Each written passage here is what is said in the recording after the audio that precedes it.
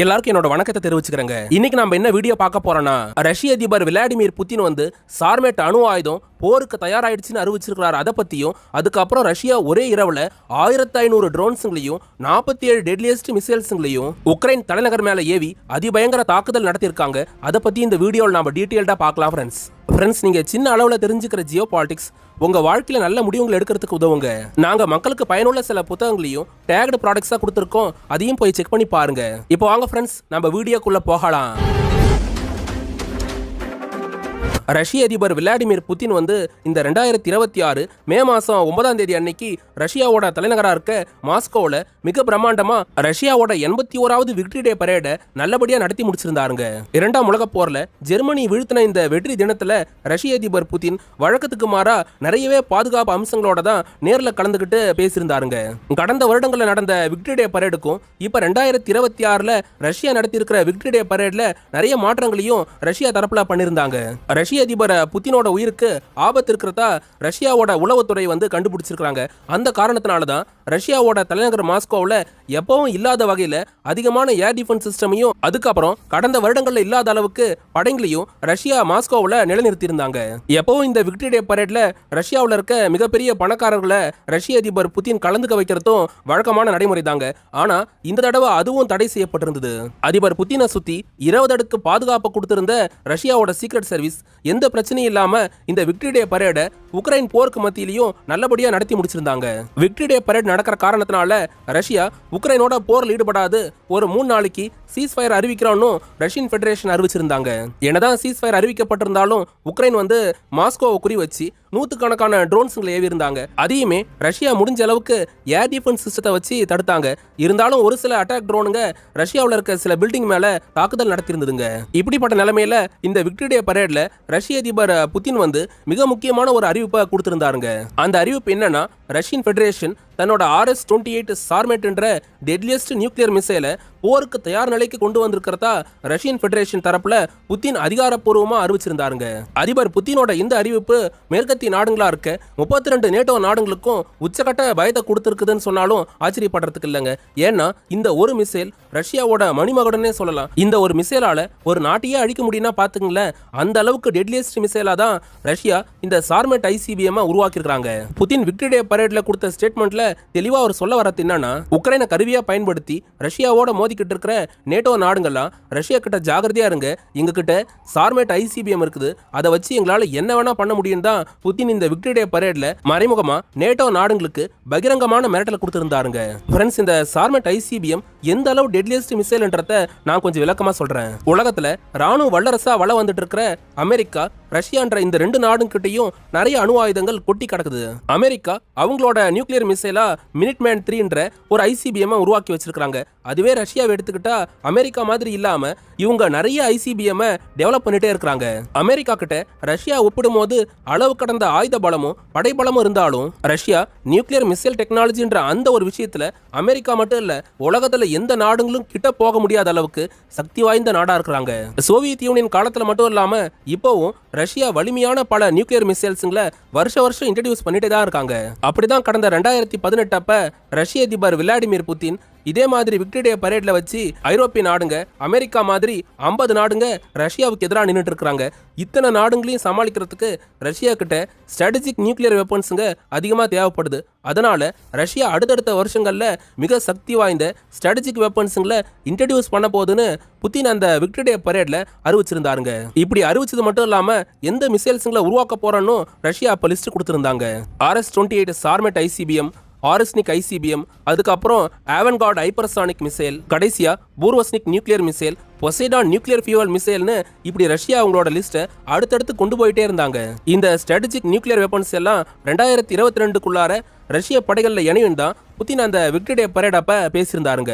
அதுக்கு நடுவில் தான் 2022 உக்ரைன் மேல ரஷ்யா படையெடுத்த காரணத்தினால இந்த வெப்பன்ஸுங்களை ரஷ்ய படைகளில் இணைக்கிறதுல தாமதம் ஏற்படுதுங்க. புட்டின் அறிவிப்பு வெளியிட்டு இப்ப வரைக்கும் 7 வருஷத்தை கடந்திருக்கக்கூடிய நிலைமையில இந்த ஸ்ட்ராட்டஜிக் வெப்பன்ஸ்ல எந்தெந்த வெப்பன்ஸுங்களை ரஷ்யா போருக்கு தயார் நிலைக்கு கொண்டு வந்திருக்காங்கன்னா, பூர்வஸ்னிக், பொசைடான் என்ற இந்த 2 நியூக்ளியர் வெப்பன்ஸுங்களும் நியூக்ளியர் ஃபியூவல்ல இயங்குறதுனால இந்த மிசைல்ஸுங்களை ரஷ்யா அறிமுகப்படுத்தியிருந்தாலும் போருக்கு தயார் நிலைக்கு இந்த வெப்பன்ஸுங்க இப்போ வரைக்கும் வரலன்னு தான் சொல்லப்படுதுங்க.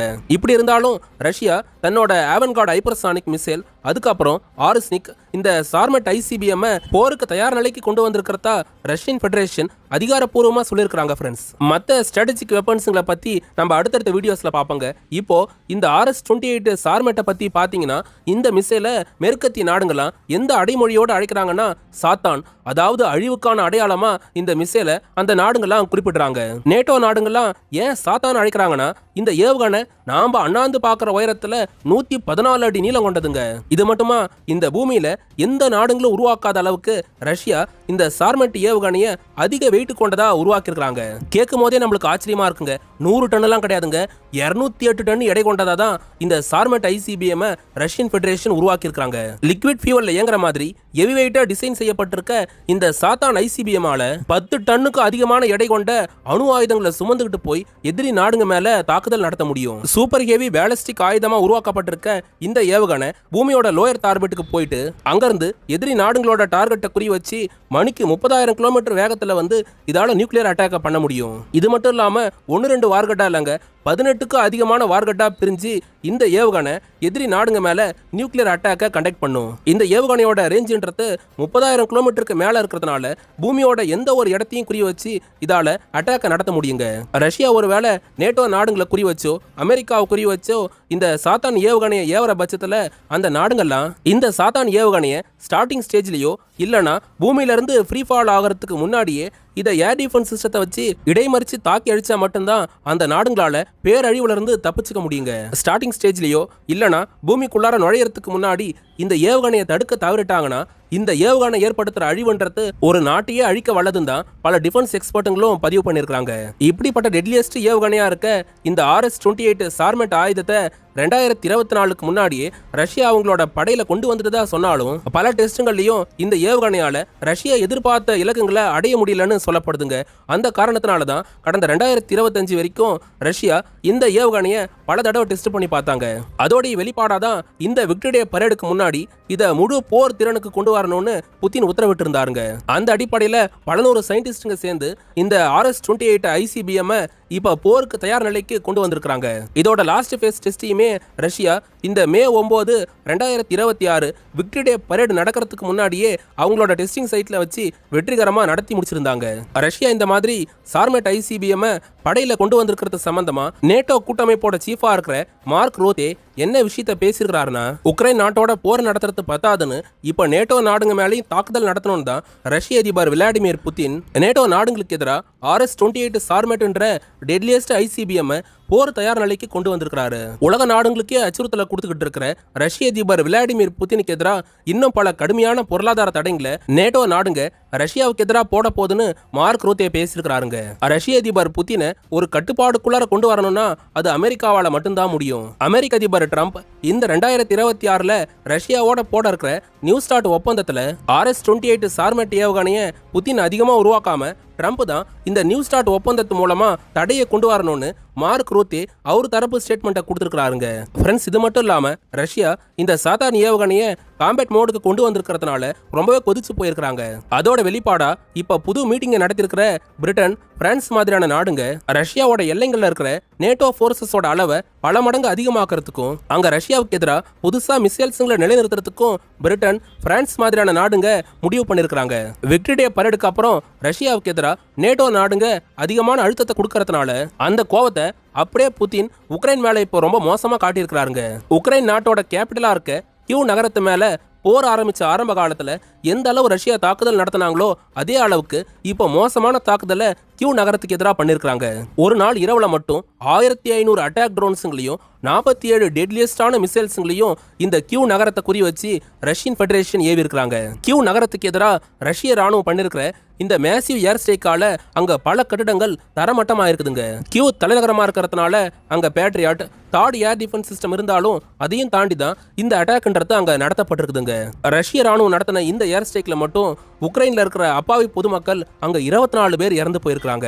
150க்கு அதிகமான பொதுமக்கள் பலத்த காயத்தோட மருத்துவமனையில் அனுமதிக்கப்பட்டிருக்காங்க. இருக்காங்க. ரஷ்யா விக்டரி டே பரேட் அப்பயே கியூ நகரத்துல இருக்கிற அதிகார மையங்களை குறி வச்சு தாக்குவோன்னு வார்னிங் கொடுத்திருந்தாங்க. அது பிரகாரம் தான் இந்த விக்டரி டே சீஸ்ஃபயர் முடிஞ்ச கையோட இந்த மாதிரியான ஒரு தாக்குதலை ரஷ்யா நடத்திருக்காங்க. என்ன விளக்கம் கொடுத்தாலும் உக்ரைன் ரஷ்யான்ற இந்த ரெண்டு நாடுகளும் போரை கைவிட்டாதான் அப்பாவி பொதுமக்கள் இறக்கறத தடுக்க முடியுங்க. ரஷ்யா போருக்கு தயார் நிலைக்கு கொண்டு வந்திருக்கிற சாத்தான் அணு ஆயுதத்தை பத்தி நீங்க என்ன நினைக்கிறீங்கன்றத கமெண்ட்ல பதிவு பண்ணுங்க. இதோட இந்த வீடியோவை முடிச்சுக்கிறேங்க. ஜியோ பாலிடிக்ஸ்ல எந்த ஒரு அப்டேட்டையும் விட்டுறாம முடிஞ்ச அளவுக்கு எல்லா தகவலையும் திரட்டி உங்களுக்கு நாங்க வீடியோஸா கொடுத்துட்டு இருக்கிறோம். எங்களுக்காக நீங்க பண்ற பெரிய உதவி என்னன்னா சப்ஸ்கிரைப் பண்றது தாங்க. எங்களுக்கு சில நண்பர்கள் யூடியூபோட super thanks option QR code மூலமா உதவி பண்ணிட்டு இருக்காங்க. நீங்களும் இந்த வழிகளை பயன்படுத்தி எங்களுக்கு ஹெல்ப் பண்ணலாம் ஃப்ரெண்ட்ஸ். மக்களுக்கு பயனுள்ள சில புத்தகங்களையும் நாங்க டேக்டு ப்ராடக்ட்ஸா கொடுத்துருக்கோம். அதையும் போய் செக் பண்ணி பாருங்க. வல்லரசு நாடுகளோட அதிபருங்க மக்களை பாதிக்கிற போருங்களை அடியோட கைவிட்டுட்டு மக்களுக்கான அடிப்படை தேவையா இருக்கிற கல்வி, உணவு, மருத்துவத்துக்கு முக்கியத்துவம் கொடுக்கணுங்க. அடுத்து ஒரு டிஃபென்ஸ் ஜியோ பாலிடிக்ஸ் தகவலோட நாளைக்கு உங்களை வந்து சந்திக்கிறேன். அது வரைக்கும் உங்ககிட்ட இருந்து விடை பெறுவது ஆல் இன் தமிழ்.